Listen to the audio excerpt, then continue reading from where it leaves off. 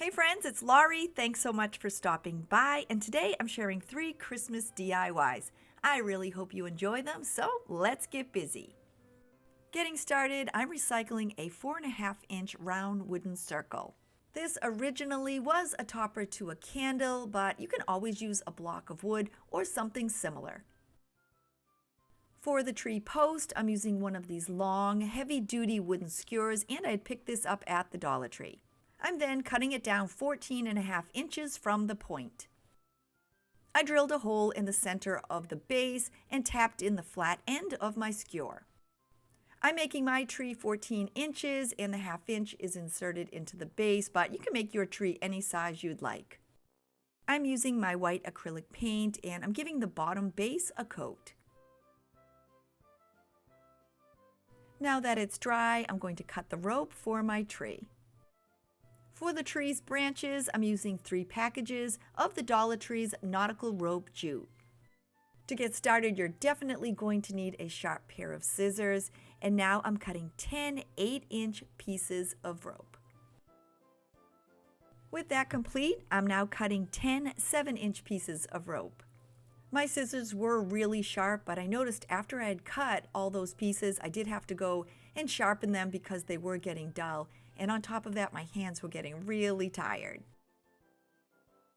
For my next group, I'm cutting 10 6-inch pieces of rope. I'm now cutting my 4-inch lengths of rope, and once again, I'm cutting 10 pieces. I'm now moving on, and to finish up, I'm cutting 8 3-inch lengths, 6 2-inch lengths, and 6 1-inch pieces. I'll be sure to list all these measurements below because it definitely can get confusing. Now that I have all my rope cut and it's organized in sizes, I'm going to be adding it onto the base, which is super easy. I'm turning the base away from me and I'm using the pointed end of the skewer. Now, if you're doing this yourself, you can do it while you're standing, but for my video, I'm going to have it lying down. I'm starting with my 8-inch pieces and I'm just kind of eyeballing the center of the rope, then sliding it down the skewer. While you're adding your rope, if you're a little off here and there with the center, not to worry because we're going to end up giving them all a trim. If you decide to make a tree that's a little taller or a little shorter, you may need to cut more or less pieces of rope, and you can always use my 14-inch tree as a guide. With all 10 pieces attached, I'm moving them around the bottom of the base and evenly spacing them, and then using my glue gun, I'm attaching a bit of hot glue to help hold them in place. I'm now adding my 7-inch lengths of rope, and because the rope was wrapped around each other, when it was cut, it does have a natural curve to it. I'm making sure that all curved ends are facing the same direction, so I'm placing mine with the curved ends downward. Now that I'm done, I'm evenly spacing them around my 8-inch pieces and adding some hot glue on to help hold them in place. I'm now adding on the 10 6-inch pieces of rope that I had cut. As you're adding the rope, you can see why it's so important to have that pointy end of the skewer on the top. If not, it would probably be almost impossible to add on the rope. Once I had all my 6-inch pieces attached, I then evenly spaced them around the bottom layer and once again added on some hot glue to help hold them in place. We're continuing to work our way up the tree, and I'm now adding on the 10 4-inch pieces. I once again evenly spaced them around the layers below and then added on some hot glue to help hold them in place. I'm now adding on my 8 pieces of 3-inch rope, and then once again, I'm just evenly spacing them around the top. I added on a dot of hot glue to help hold them in place, and now I'm adding on my 6 2-inch pieces.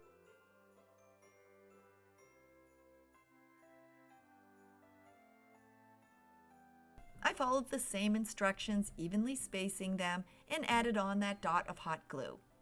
We finally reached the top, and I'm adding on my 6 1-inch pieces of rope. But the difference is, as I'm adding them on, I'm evenly spacing each piece and then adding a dot of hot glue to help hold them in place.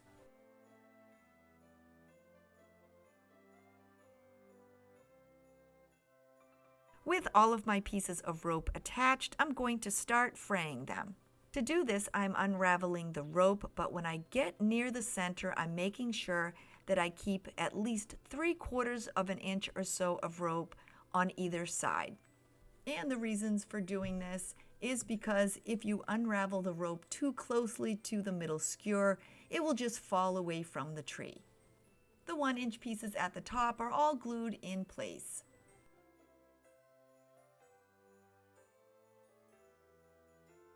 Now that I'm done, it's definitely in need of a haircut, so I'm going to use my scissors and trim up all the branches.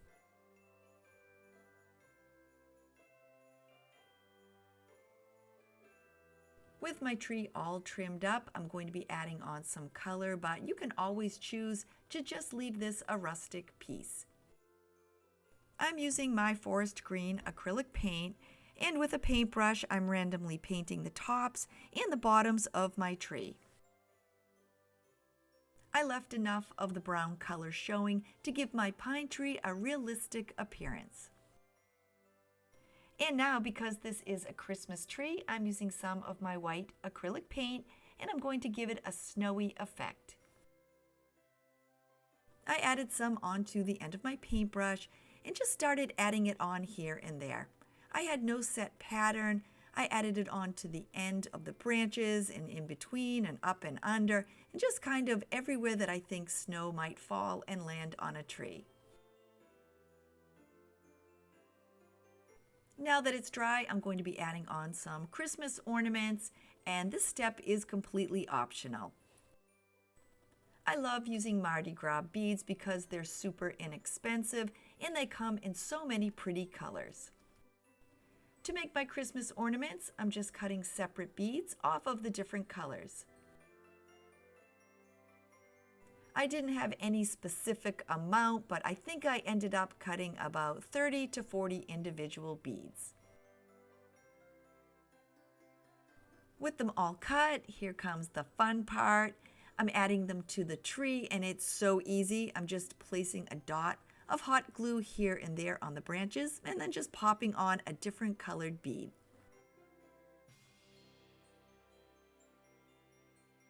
I continued adding them on until my tree was covered in different colored ornaments. For my tree's final accent, I'm adding on a double star, and I picked up these silver sparkly paper stars at Joann's and this assorted pack of stars at Michael's. I'm making 2 sets, one for each side of my tree. I just peeled off the backing of the gold star and centered it in the middle of the silver star.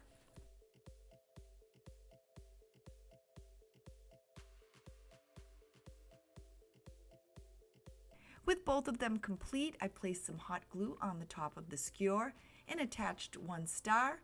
I turned my tree over, added some more hot glue, and attached the second. With my 2 stars added, my rustic rope Christmas tree is complete.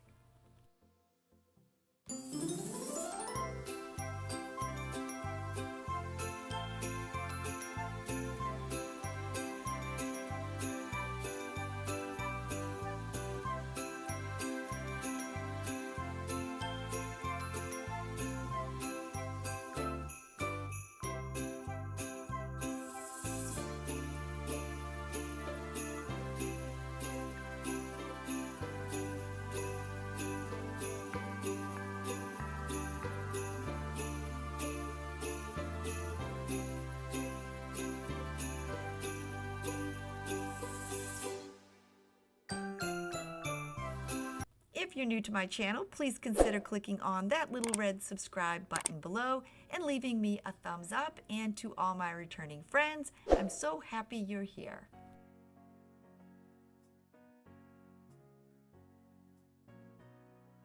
To start my wreath, I'm using one of the wired candy cane forms from the Dollar Tree.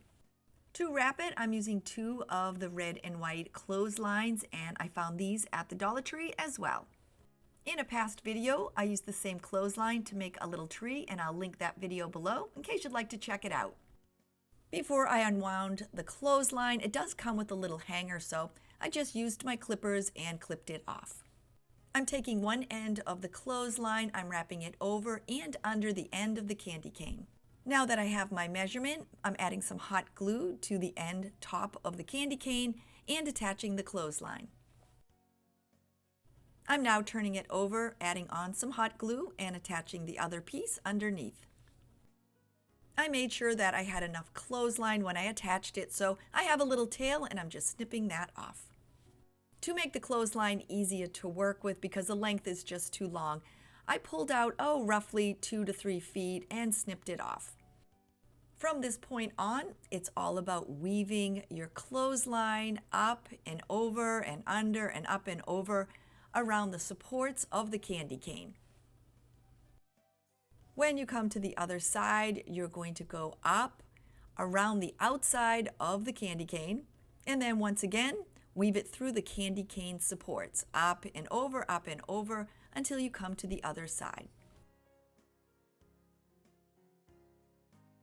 To make it easier and quicker to pull through all the supports, I did first roll the clothesline in a small ball. That didn't work.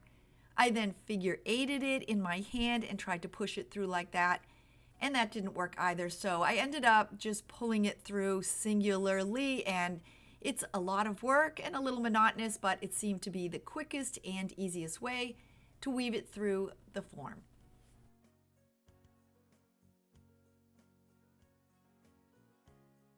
When I come to the end to attach the clothesline, I'm just once again using my hot glue gun. I added some onto the back and then just pressed down the end of the clothesline.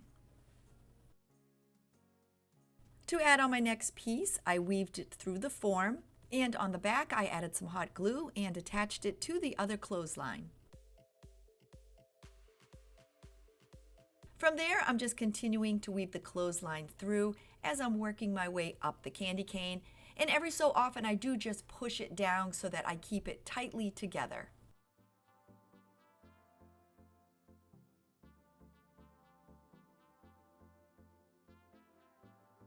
One thing I did notice as I was weaving the clothesline through is the ends started to fray on me. So what I ended up doing was just tying a knot in both ends. And by doing this, they kept their integrity as I pushed them through the form.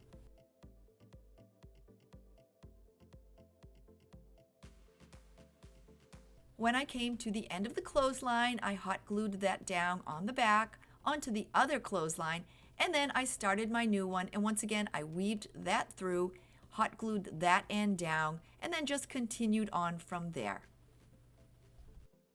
I did make sure as I was adding the several cut pieces that I knotted both ends so that they wouldn't fray.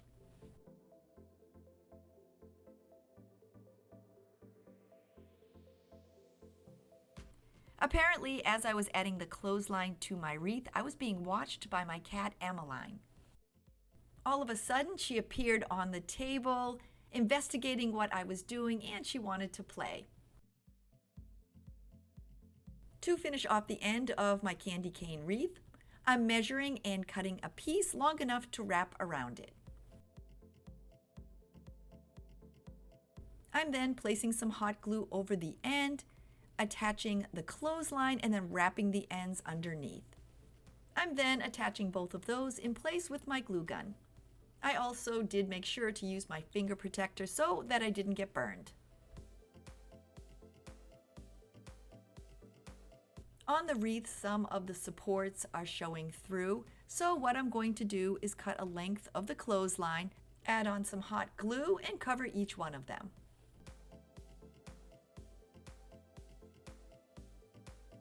When I have it in place, I turn the wreath over and glue down the two ends. I then moved my way up the wreath and I covered the other supports.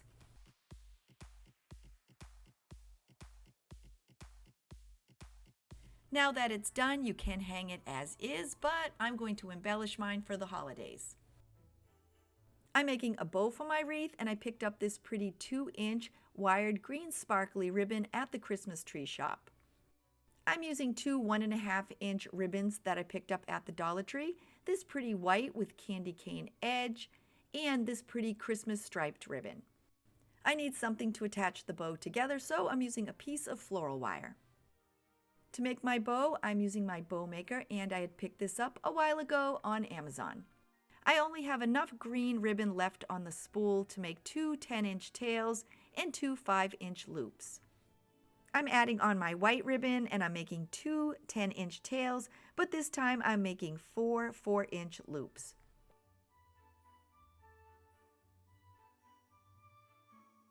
For my Christmas stripe ribbon, I'm once again making two 10-inch tails and four 4-inch loops.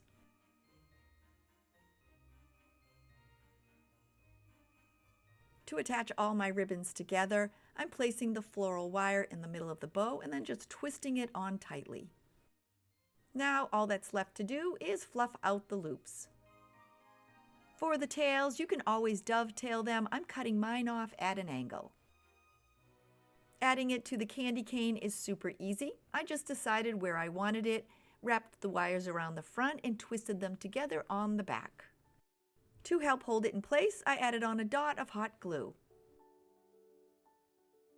I'm adding a sign onto my wreath, and I picked up this cute Happy Holidays ornament at the Dollar Tree.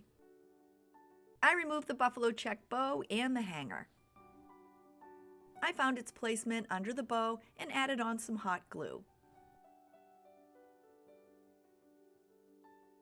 I'm hot gluing this little pine cone that I had on hand into the center of the bow. I'm adding on two pine sprigs, and I removed these from a Dollar Tree pick. I tucked each one at an angle under my bow and then hot glued them in place.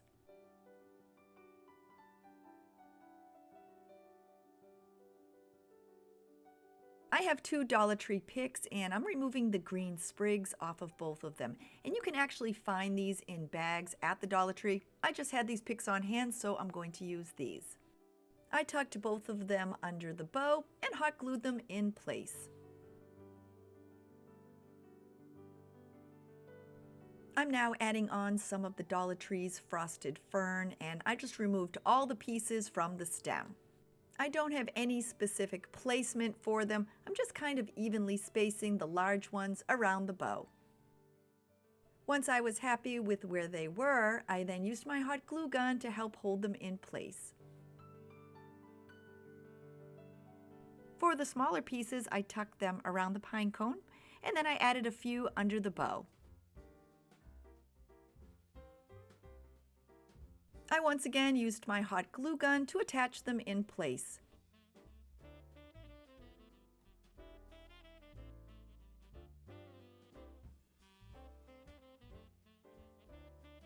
To make the red on my candy cane pop, I'm using some of these large snow-covered berries, and I picked these up at the Dollar Tree. They come twisted in sets of 2, but I pulled some apart, and then I just randomly placed them around the bow.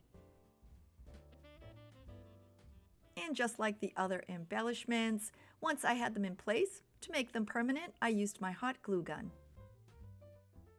To finish up, and I'm one of those people that I just love layering on accents, but I swear this is my final accent. I'm cutting away some of this thin wispy grass off of this daisy floral. I left half of them green, and using my white acrylic paint, I painted the other half white.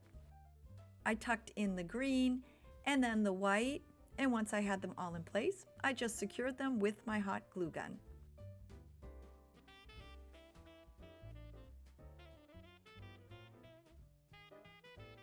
Once I had everything attached, and all these embellishments are completely optional, I added a wire hanger to the back of my candy cane. With that in place, all that's left to do is to hang this pretty candy cane wreath on my door.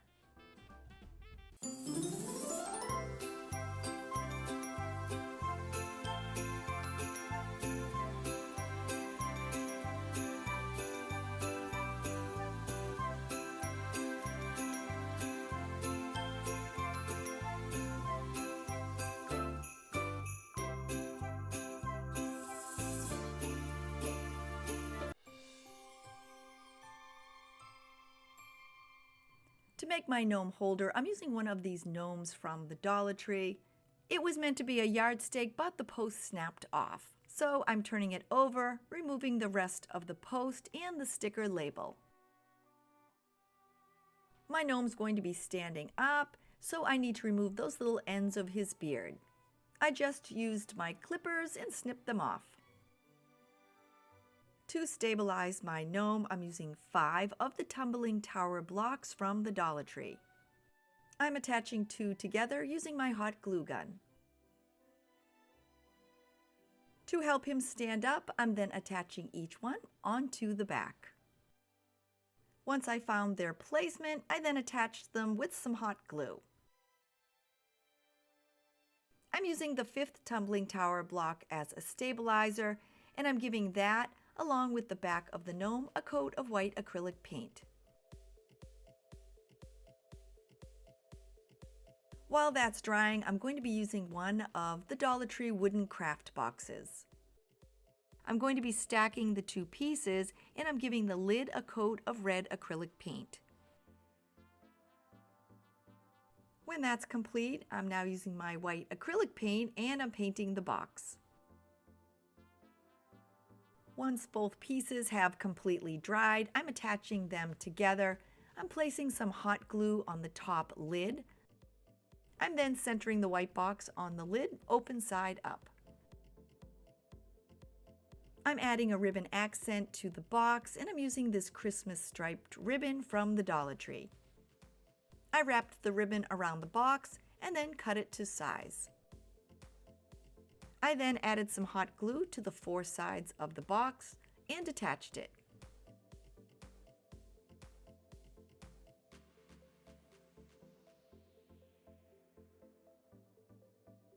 I'm adding a bow accent to the front, and I'm using the same Dollar Tree ribbon and making a simple bow. To attach it, I placed some hot glue in the center of the ribbon and then just popped it into place.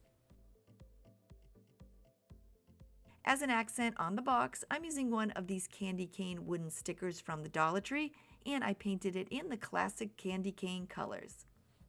I placed some hot glue in the center of the bow and attached the candy canes.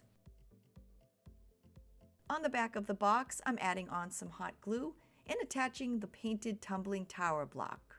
I'm now adding some hot glue onto that and pressing the gnome and the box together. I'm using mine in 2 different ways. At first, I'm adding in some candy. And the second way, I'm going to turn it into an LED candle holder. I'm using a small glass jar, and you can find similar items at the Dollar Tree. I'm using a piece of wired greenery, and I picked this up at the Dollar Tree as well. I wrapped it around the top of the glass and twisted it together in the back. And now it's as easy as just placing it in the box. To add a pop of color, I'm using 4 of these frosted red berries from the Dollar Tree, and I'm placing 1 in each corner. To finish up, I'm using one of the Dollar Tree LED candles, and be sure not to use a live flame in this project. I placed it on, added it into the candle jar, and with that, this gnome project is complete.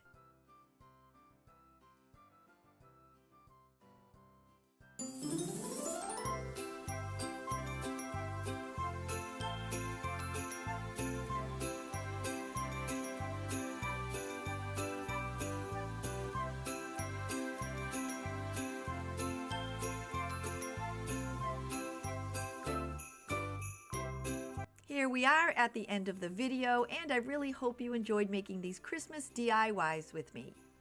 If you're new to my channel and you're thinking, hey, I'd like to come back and hang out with her again, don't forget to click that little red subscribe button below. Happy holidays, stay safe and healthy, and I will see you soon. Bye, everybody!